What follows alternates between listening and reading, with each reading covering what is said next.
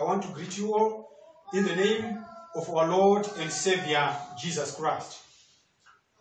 Mufaro wangu kusangana nemi mukatime zwara nasi on this beautiful Sabbath that the Lord has made. It is my single honor to welcome you to this worship service.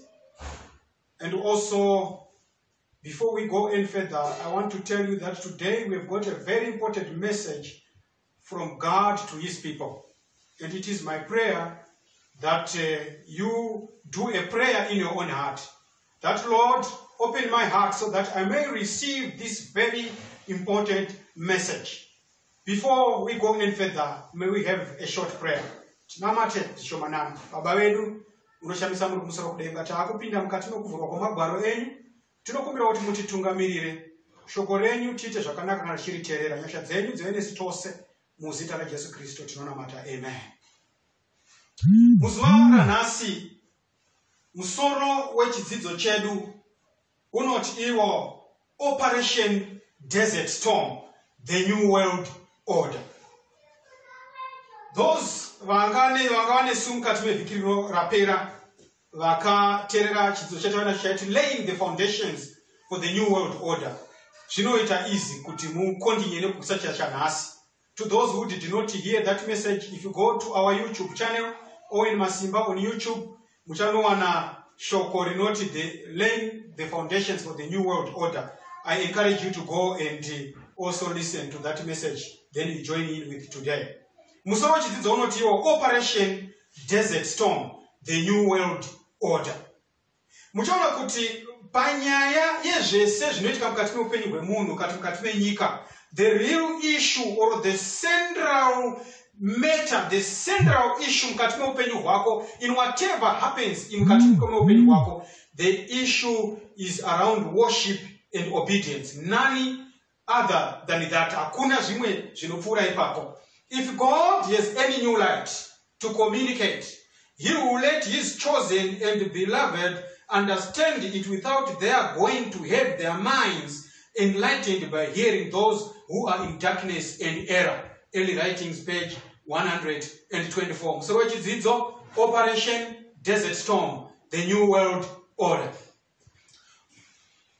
On January 16, 1991, President George H.W. Bush announced the start of what will be called Operation Desert Storm, a military operation to expel occupying Iraqi forces from Kuwait, which Iraq had invaded and annexed months earlier.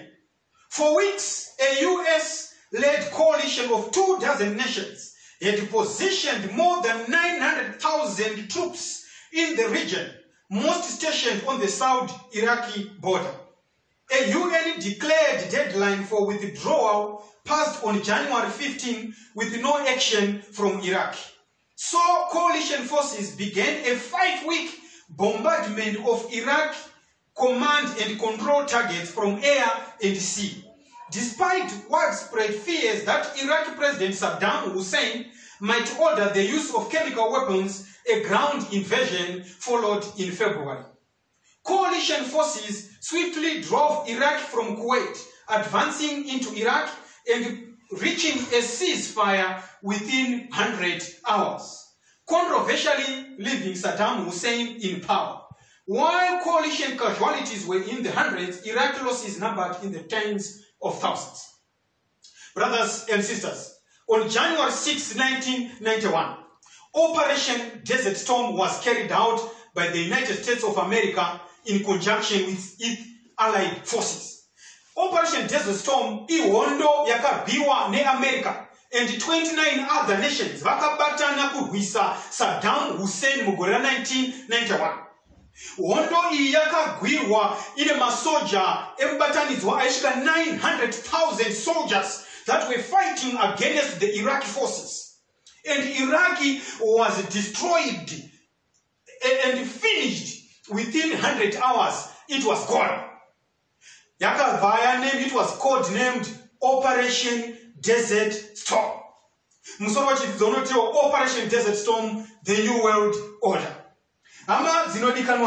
President H.W. Bush, Muswa 29 January, about 13 days after launching this Operation Desert Storm, vanotaura vachitiwo mutungamiri weAmerica by then George W. Bush anoti, what is at stake is more than one small country. It is a big idea, a new world order, where diverse nations are drawn together in a common cause to achieve the universal aspirations of mankind, peace and security, freedom and the rule of law, a world in which there is the very real prospect of a new world order. These were the words zakataurwa na President Bush vakanga varipo musi wa 29 January 1991 vachitaura pamusoro pe Operation Desert Storm. My brothers and sisters, Operation Desert Storm payakapera, George W. Bush anoti haisi nyaya yekugwiswa kweIraq chete, but it is a big idea. And what was at stake was not Iraq and Saddam Hussein, but what was at stake was the big idea of a new world order, where diverse nations come together in a common cause to achieve the universal aspirations of peace and security. My brothers and sisters, this world is looking for peace, but the Bible says peace will only be realized when the Messiah comes again, when Jesus comes for the second time. That's the only time this world will know peace. But mankind is in hot pursuit of peace, but that peace is elusive. They will never attain peace. For the Bible declared in Daniel chapter 2, verse 43, that they will try to come together, but they shall not cleave together. Azvigoneki kuti pave nerugare. Kusvika iye mambo wamadzimambo, Ishe werugare Jesu Kristu achiuya for the second time. But the world is busy pursuing and seeking after peace, a peace that they will never attain. My brothers and sisters, Operation Desert Storm, the New World Order. Regai ndikutaurirei mugore ra 1990 musi wa September 17. Time magazine inotaura ichiti, the September 17, 1990 issue of Time magazine said that the Bush administration would like to make the United Nations a cornerstone of its plans to construct a new world order. Jean Kirkpatrick, former US ambassador to the UN, said that one of the purposes of the Desert Storm operation was to show the world how a reinvigorated United Nations could serve as a global policeman in the new world order. So in other words, the cat is out of the bag. Operation Desert Storm had nothing to do with the destruction of Iraqi and Saddam Hussein. Operation Desert Storm, according to Jean Kirkpatrick, former US ambassador to the UN, he says the purpose of Desert Storm operation was to show the world how a reinvigorated United Nations could serve as a global policeman in the new world order. My brothers and sisters, we do not war against flesh and blood, but against powers and principalities and rulers in darkness and in high places. Saka zvinobuda pachena kuti desert storm payakaitiwa yakanga iri nyaya yekuratidza pasi rose kuti zvinogona kuitika kana tapinda mukati meNew World Order. Saka nhasi toda kumbotaura pamusoro pechidzidzo chinoti Operation Desert Storm, the New World Order. My brothers and sisters, the spirit of prophecy says, ma pandemics, ma diseases, ma wars, economic crises, climate change matters, poverty issues, and human rights are going to spark the New World Order. So these are the tools that the devil is going to use to coerce humanity into psyching up to receive the New World Order. I'm going to describe it as we go. Regai nditaure ndichiti amadzinodikanwa. Pa nguva ino yatiri, mazuva ano atiri, we are entering the final crisis. We are now entering the final crisis. From the very beginning of the great controversy in heaven, it has been Satan's purpose to overthrow the law of God. It was to accomplish this that he entered upon his rebellion against the Creator. And though he was cast out of heaven, he has continued the same warfare upon the earth. To deceive men and thus lead them to transgress his law is the object which he has steadfastly pursued. Kubva pakutanga kwakaita hondo kudenga. Mikaeli mutumwa mukuru paakagwa ane ngirozi dzake, akarwa neshato iye diablos nengirozi dzake, Satani akakandwa pano pasi. Idonzvo nezano raSatani rokuita overthrow mutemo waMwari. Kana kune chinhu chinovengwa nowakaipa chakaita kuti adzingwe kudenga ndechokuti mutemo waMwari hauchengeteki, uyezve it is not necessary to keep the law of God. Kunyange nanhasi hondo yake panodzira pano pasi donzvo raSatani ndero kubudisa pachena kuti mutemo waMwari hauchengeteki, uyezve to throw away and trample the law of God. The spiritual battles that are fought on this earth, they have nothing to do with all the other things you may think of. But ihondo yaSatani yokuti murayiro waMwari should be thrown down and haugoni kuchengetewa. And humanity yamhanyira kundobata pfungwa iyoyo vakafamba vari mugwanza rokuti hakuna chinonzi mutemo waMwari. Hama dzinodikanwa mukati mezuva ranhasi, Satani ari kunyengera vanhu nokuvatungamirira kuti vavhune murayiro waMwari. Whether this be accomplished by casting aside the law altogether or by rejecting one of its precepts, the result will ultimately be the same. Satani anoita zvaunenge wakasira kugamuchira. Kune vanotora pazvachose kuti hakuna chinonzi mutemo waMwari. Kune vanobvuma imwe yose iri nani voramba one, ende mutemo warambwa nenyika, it is the Sabbath of the Lord. Saka munhu akakuudza kuti mitemo inogumi yakarongwa pamuchinjikwa, imwe yose kukudza baba namai anda kuita, kusabanda kuita, kusatagogwa anoda zvese kuti asaite. But chaanenge achireva, anenge achireva kuti sabata raMwari harisisipo, idonzvo raSatani. Saka mutaona imi hama dzinodikanwa kuti mukaringa rugwaro rwaJames chapter 2 verse 10, inoti he that offends in one point manifests contempt for the whole law. Saka munhu akavhuna chimwe chete ari guilty of everything. Saka mutaona kuti Satan has perverted the doctrines of the Bible in his attempt to cast contempt upon the divine statutes. Saka mtaona kuti panapa the last great conflict between truth and error is but the final struggle of the long-standing controversy concerning the law of God. And upon this battle, we are now entering a battle between the religion of the Bible and the religion of fable and tradition. Ndo pataka kupinda. Hama dzinodikanwa, go with me to March 2020.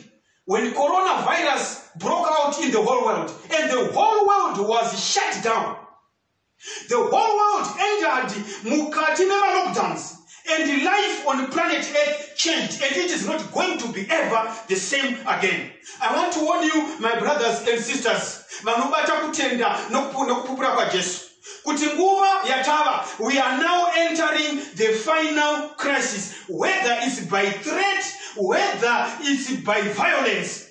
the devil is marshalling his forces towards the final phase, the final push to overthrow the law of God and make sure that if it is possible, even the very elect will be deceived.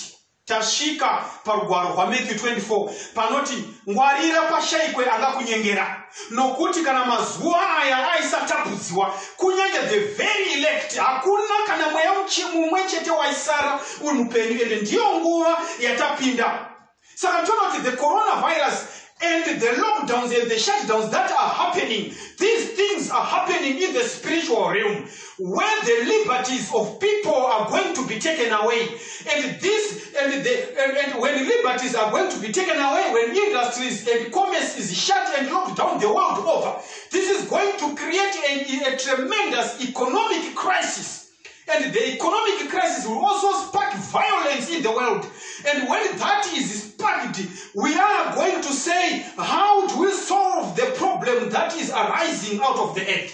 That will call the world leaders to seek for solutions. My brothers and sisters, the Bible says, if you go with me to the Bible, rinobudisa pachena zvezvimwe zvinofanira kuitika mukati menyika ino Jesu asati auya. But regai ndikuudzei 2 Thessalonica chapter 2 verse 10 and 11 inoti, because they received not the love of the truth, for this cause God shall send them strong delusion that they should believe a lie.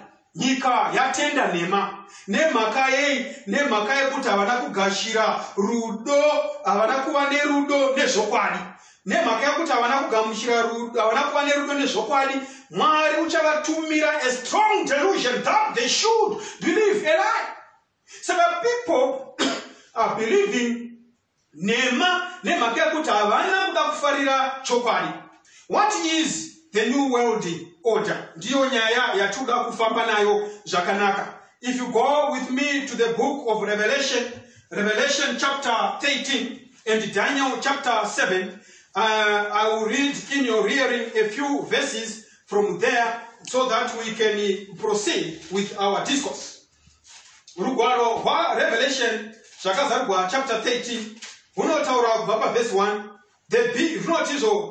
and I stood upon the sand of the sea, and I saw a beast rise up out of the sea, having 7 hands and 10 horns, and 7 heads and 10 horns, and upon his horns 10 crowns, and upon his heads the name of blasphemy.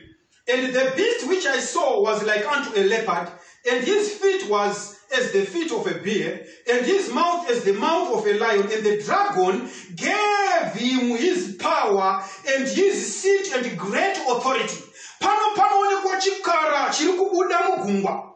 Chikara ichi chiri kuonekwa chichibuda mugungwa chakanga chine misoro 9 nenyanga 10. Panyanga dzake pakanga pane korona 10. Pamusoro wake pakanga pane zita rekumhura Mwari, name of blasphemy. The Bible says in verse 2, chikara chandakaona ichi chakanga chakaita sengwe, chakanga chine makumbo akaita sebere nemuromo wakaita seweshumba. Zvikanzi nyoka kana kuti the dragon wakapa chikara ichi simba. In other words, isu vanhu tichiona chikara tiri kuonawo chikara chitongoroso ngoti hapana zvachikapomerwa, but kusure behind chikara kuna the dragon, iye Satan une pachake anochipa simba. Saka in other words, paunoona chikara kusure kwechikara kune akabata matomu anonzi the dragon, who is giving chikara simba. Ndo zviri kubuda pamavhesi atiri kuverenga. The Bible proceeds and says, ndakaona musoro wacho uchita sokuti wanga wari wounded to death, and this deadly wound was healed. And they worshipped the dragon, which gave power unto the beast, and they worshipped the beast, saying, who is like unto the beast? Who is able to make war with you? Because vanhu pavaenda kuchechi kunonamata, vachinamata chikara, vainamata shato, vainamata Satan, because they worshipped the dragon, who gave power to the beast. In other words, when people are worshipping, vari kufunga kuti vari kunamata Mwari, but Bible rinoti pavaifunga kuti vainamata Mwari, vari kunamata dragon. And the dragon ndiye Satan, nyoka yakara. The Bible proceeds and says And there was given unto him a mouth speaking great things and blasphemies. And power was given unto him to continue 42 months. 42 months, if you convert them to years, is 3.5 years. If you convert them into days, it's 1,260 days. I will also touch on that 1,260 day prophecy. Zvikanzi wakashamisa muromo wake in blasphemy against God, to blaspheme his name and his tabernacle and them that dwell in heaven. Chikara chakashamisa muromo kuti chimhure kumusoro kudenga and blaspheme those in heaven. Zvikanzi wakapiwa simba verse 7, and it was given unto him to make war with the saints and to overcome them, and power was given him over all kindreds and tongues and nations, and all that dwell upon the earth shall worship him, whose name were not written in the book of life of the Lamb slain from the foundation of the world. Vakanamata chikarande vakanga vasina kunyorwa mazita avo mukati mebhuku rakabayiwa kubva pakuvambo enyika, iro gwayana rinobvisa chivi chenyika. Zvikanzi kana munhu ane nzeve ngaanzwe zvinoreva mweya. Hama dzinodikanwa pavhesi 11 yasame chapter inoti, and I beheld another beast coming up out of the earth, and he had 2 horns like a lamb, and he spake as a dragon. Panoonekwa zvakare chimwe chikara imwe mhuka futi chechipiri chichibuda panyika. Zvikanzi ichocho chaitaura segwayana, chakanga chine nyanga mbiri segwayana, asi chaitaura seshato. He spake like a dragon. Zvikanzi, and he exercised all the power of the first beast. Zvikanzi chikara chechipiri chinoita nemuto wose wechikara chokutanga chakapiwa simba neshato. Icho chinototaura, chikara chechipiri chinonzi chinototaurawo sedragon, seshato. Ndo zviri kurebwa pano.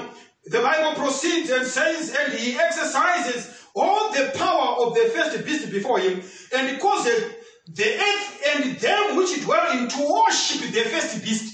Saka chikara chechipiri basa racho ndere kufosa nokugombedzera kuti namatai chikara chokutanga. In other words, is the enforcer of obedience to the first beast.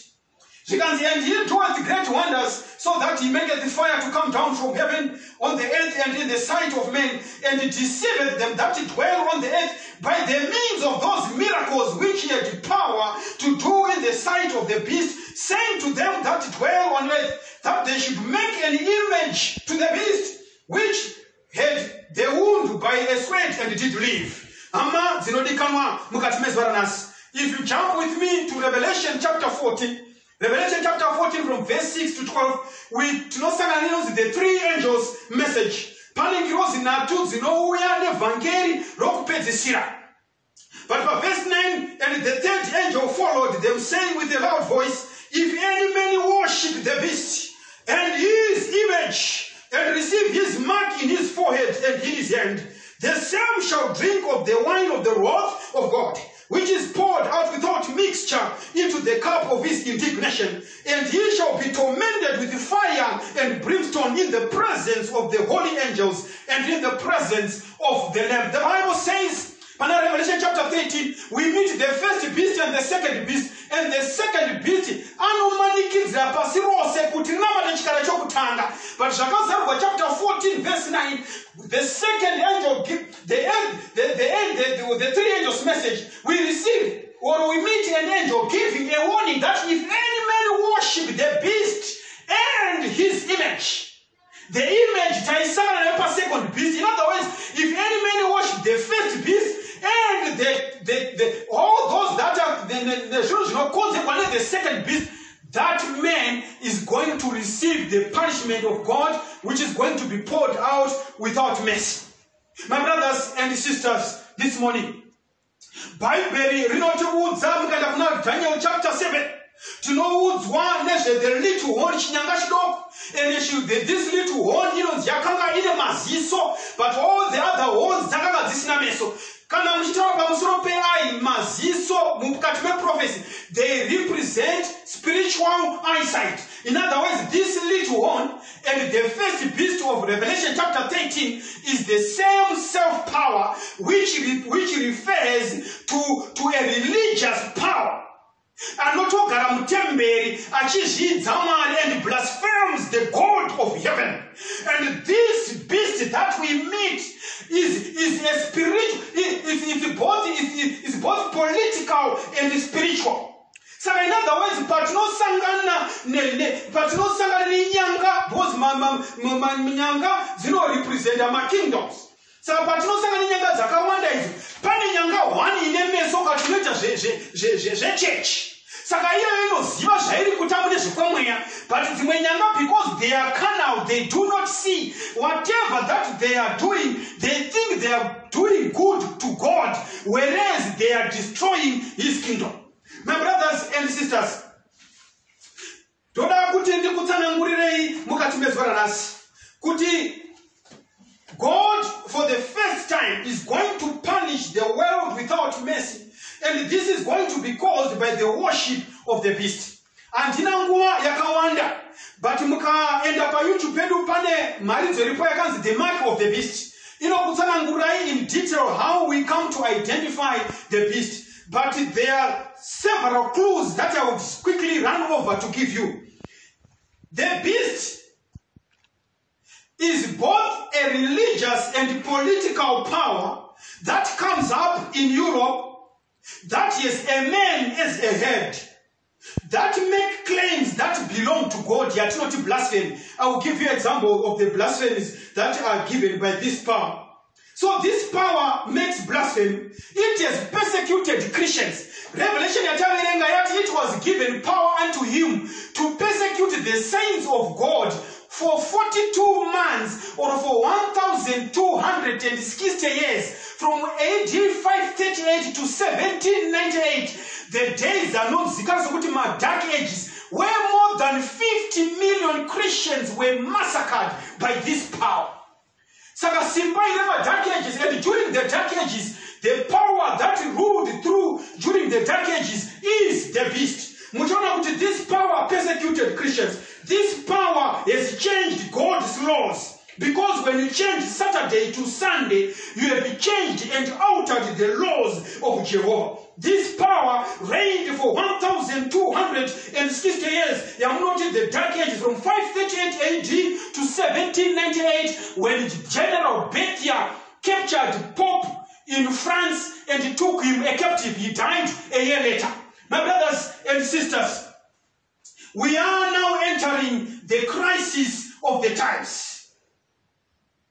When we talk of the seal of God, the seal of God is the Sabbath. Because if you read in Ezekiel, I gave them my Sabbath as a sign. You get it in Ezekiel. So the Bible says,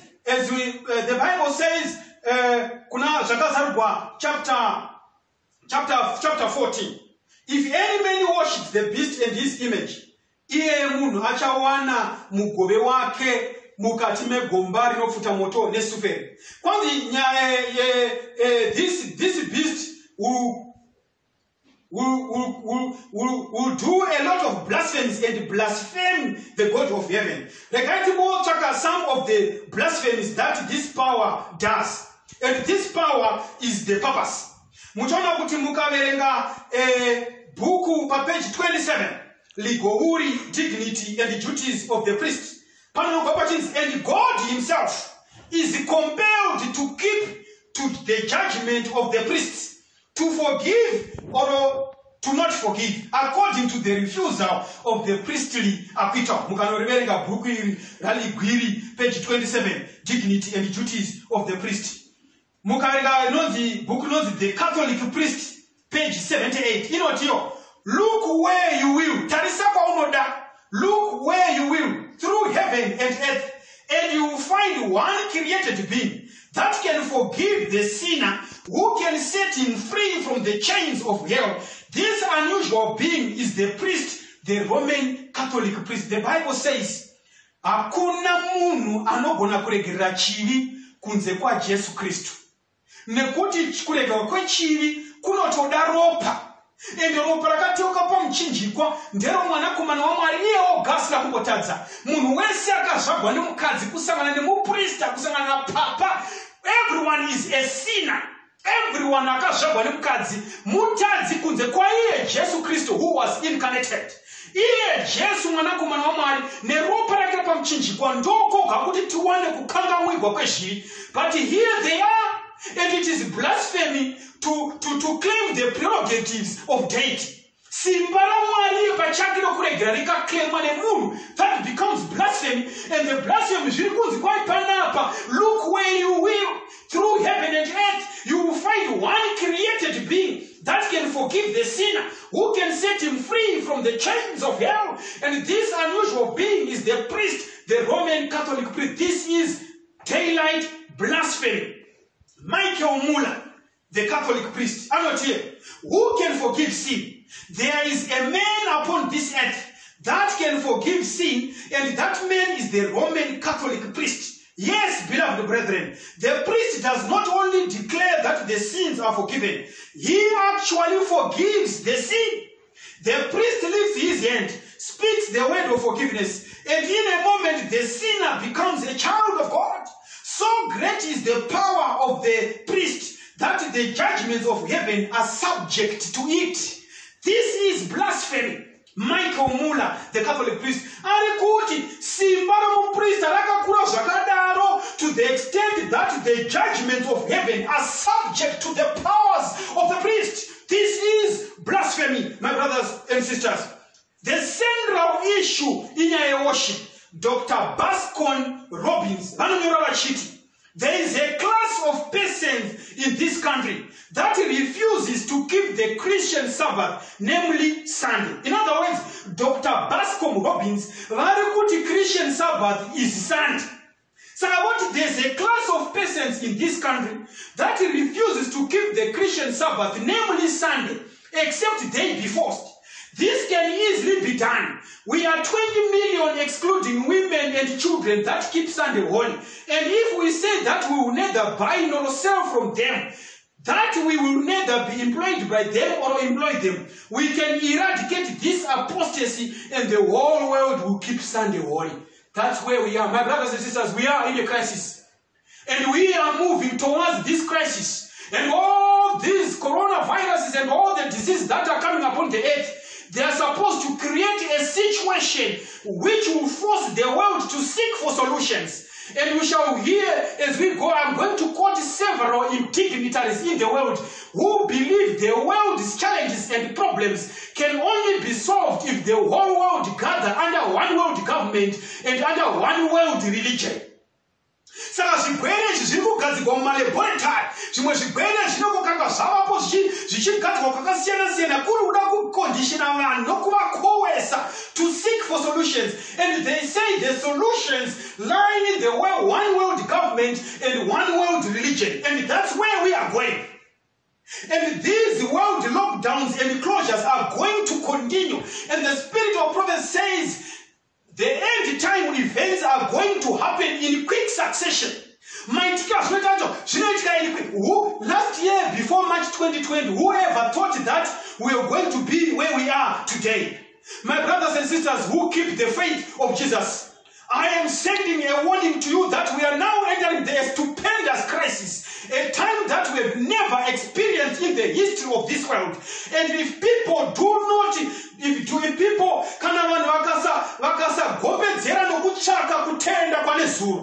many people are going to be lost. And the Bible says, enter you through the narrow gate, for wide is the gate that leads to destruction. Thomas P. Mellard, U.S. ambassador, who was the U.S. ambassador to the Vatican at that time. Thomas P. Mellard, I believe that the United States, as the world's only superpower, and the Holy See as the only worldwide moral political sovereignty, have significant roles to play in the future. Their actions will impact the lives of people in all parts of the globe. Thomas P. Mellard, U.S. ambassador to the Vatican. The United States America as the world's only superpower, and the Holy See, which means the papacy, the Holy See is the only worldwide moral political sovereignty. When it comes to moral issues, the Holy See is the only worldwide moral political sovereignty.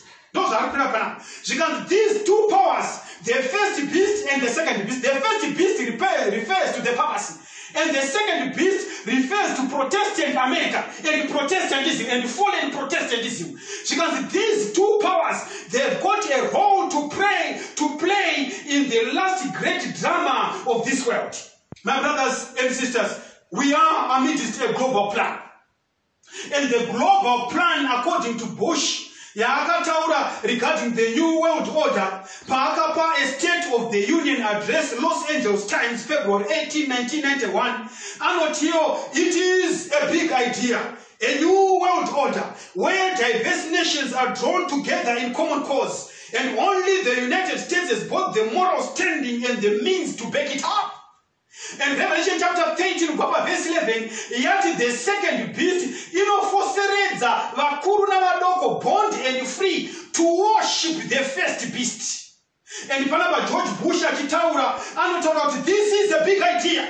My brothers and sisters, the pandemics, the claims about the climatic change, the claims about eradicating poverty, the economic crisis and the crumbling of economies that is going to happen has nothing to do with a world at peace, but it has everything to do with a new world order where we have got one world economy, where we have got one world religion, and the Holy See at the helm of it. Reason why, but Revelation chapter 13 and Revelation 14, because all the world will wander after the beast. Those who were not written in the book of the Lamb. My brothers, my appeal today is your name written in the book of the Lamb? Zita rako rakanyogwa iri mubhuku reGwayana. Ndivanani vanonyogwa mukati mebhuku reGwayana? Ivavo vakasuka nguo dzavo muropa reGwayana. Those who keep the commandments of God and have got the faith of Jesus. The world today yaramba murayiro waMwari. And the seal of God is found in his Sabbath, and the mark of beast is found in its sign of his ecclesiastical authority when it enacted Sunday as a day of worship. It is a global plan. Muchaona kuti Archbishop Quigley achinyora mubhuku mugwaro rinonzi the Chicago Tribune ya 1903. And when the United States rules the world, the Catholic Church rule the world. Munoona kuti ku fulfillment of Revelation chapter 13.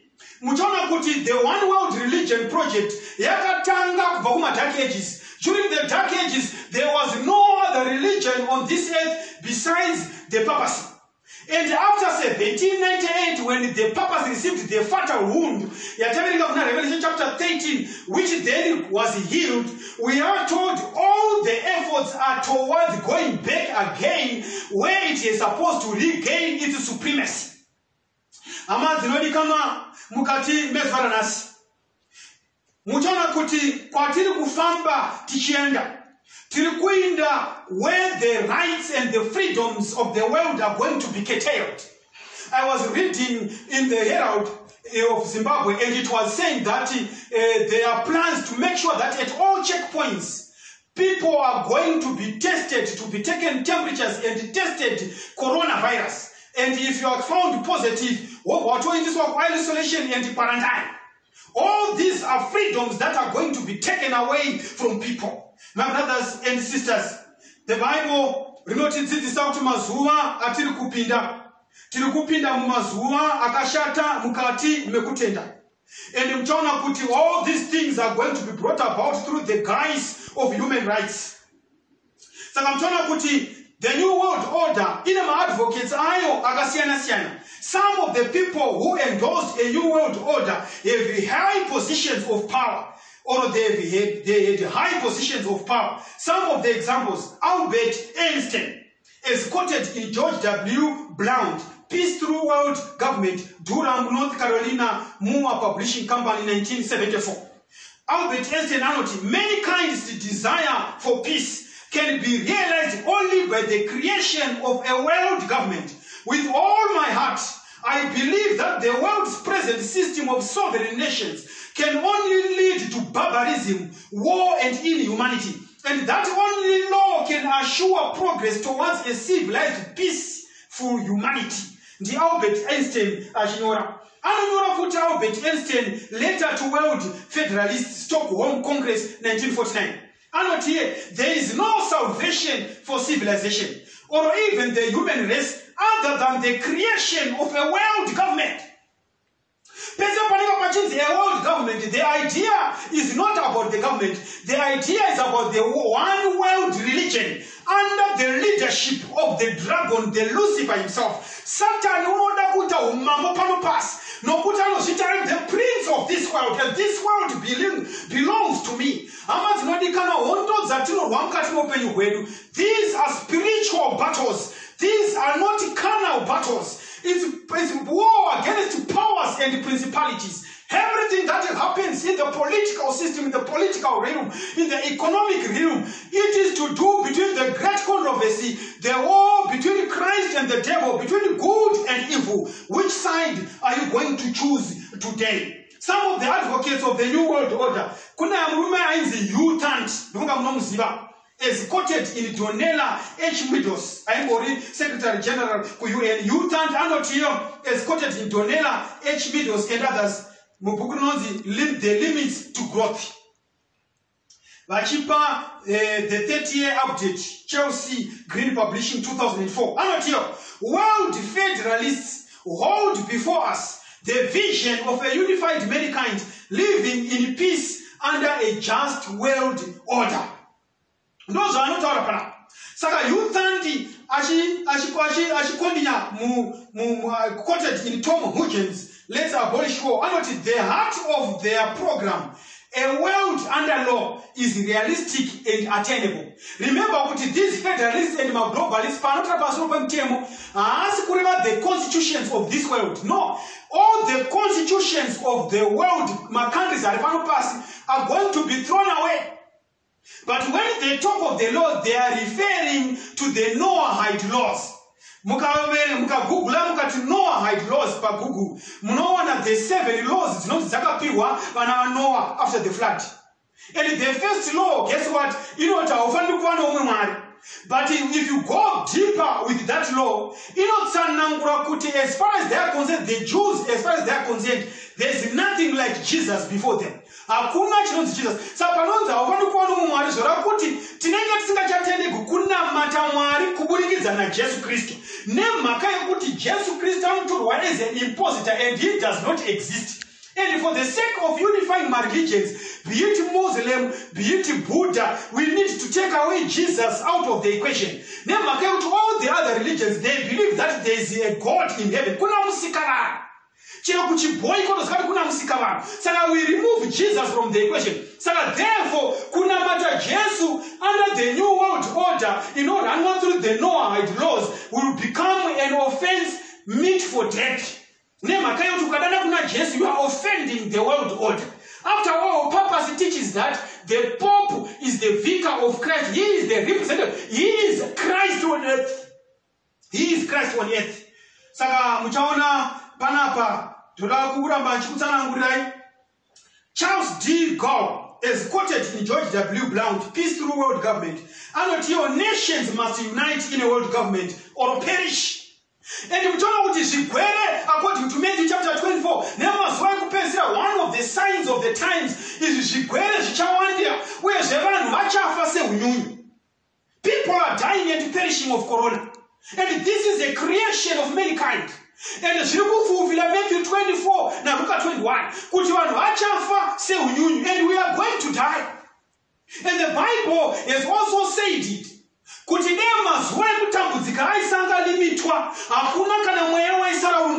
are going to die because of these diseases. We are going to perish, my brothers and sisters.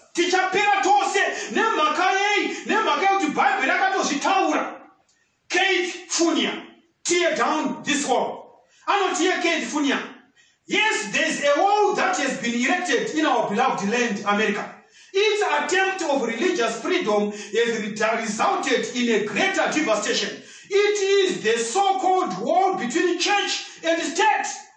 So the one world government and one world religion is meant to tear the separation of church and state. If church and state unites, persecution will erupt in the world. We are in a crisis, and those who hold the faith of Jesus and keep the commandments of God, this is a wake-up call. We need to trim our lamps. We need to fill our lamps with the oil from above, so that our lamps are bright, for darkness is coming upon the world. My brothers, darkness is coming upon the world. Darkness upon the world. Trim your lamps, my brothers and sisters. Chikomba choda kuuya. One world religion. Robert Mueller is quoted in Dwight L. Kinman, the world's last dictator. Woodman, Oregon, Solid Rock Books, 1995. And not here, we must move as quickly as possible to a one world government, a one world religion, under a one world leader, Robert Mueller. And who is that leader? Robert Mueller. We must be fast. We must move as quick as possible to a one world government. If we are to cure the evils of disease, if we are to cure the evils of war and bloodshed, if we are to cure the evils of hunger, if we are to cure the evils of climate change, Robert Mueller says we must move as quickly as possible to a one world government, a one world religion, under a one world leader. We are in for a big trouble. Desert storm, a new world order. And today's desert storm is COVID-19. Diseases and pandemics. Desert storm, it was not about the United States and Iraq, but it was a big idea, the new world order. Even these pandemics that shall fall upon the world, Matthew 24, Luke chapter 21 prophesied diseases upon the earth, economic crisis upon the earth, world economies are going to shrink and crumble down, and this will create a platform to say we need to come together and solve the issues. Nyika yanyangana nokuti uimbi hwawanda saka vanhu vose ngatiweti vete vanhu vanona matatiri pamwe chete under one world leader, under the leadership of the Holy See. My advocates, a one world order, no argument vanenge vachipa. Vanhu vose and the whole world is going to wander after the beast.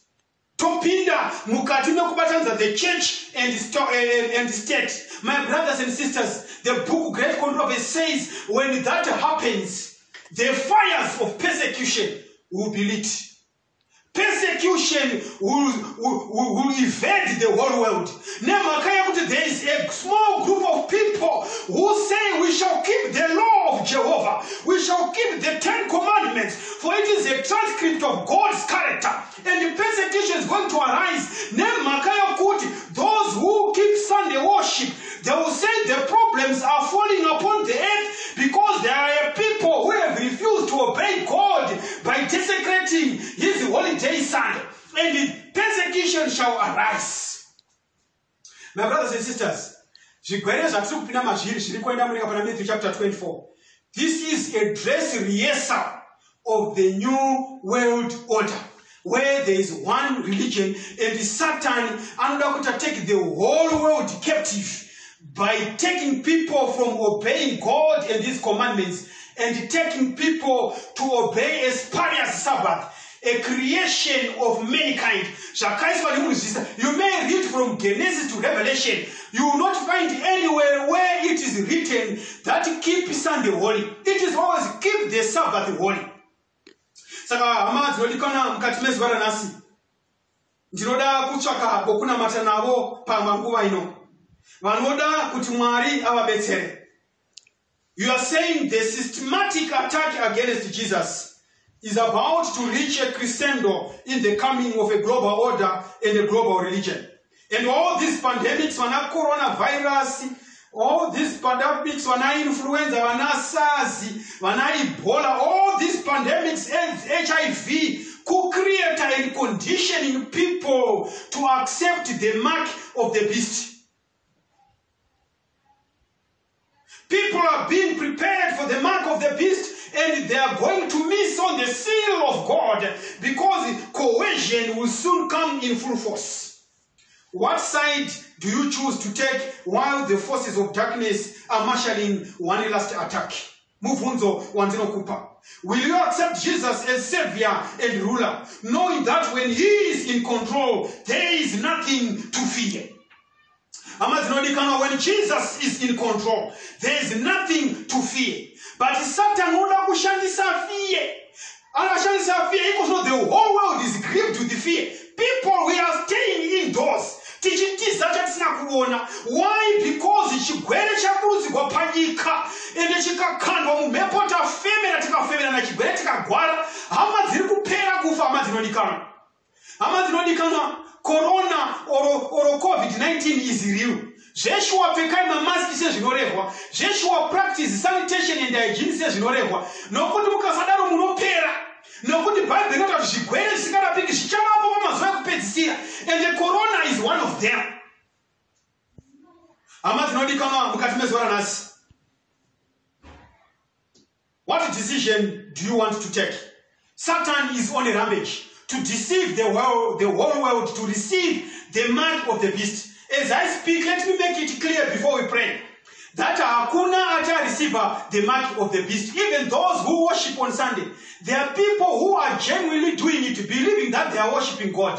But let me tell you, my brothers, you may read from Genesis to Revelation. There is nowhere you will find where it is written that thou shalt worship on Sunday or keep Sunday holy. It is always keep the Sabbath day and make it holy. For in 6 days the Lord created.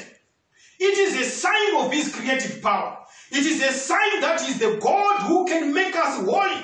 Ndiye Mwari vakatotipa zvandakakupai kuti chive chiratidzo. Ndikuti nini hakuna achava the mark of the beast. The mark of the beast is going to come when the Sunday law is proclaimed.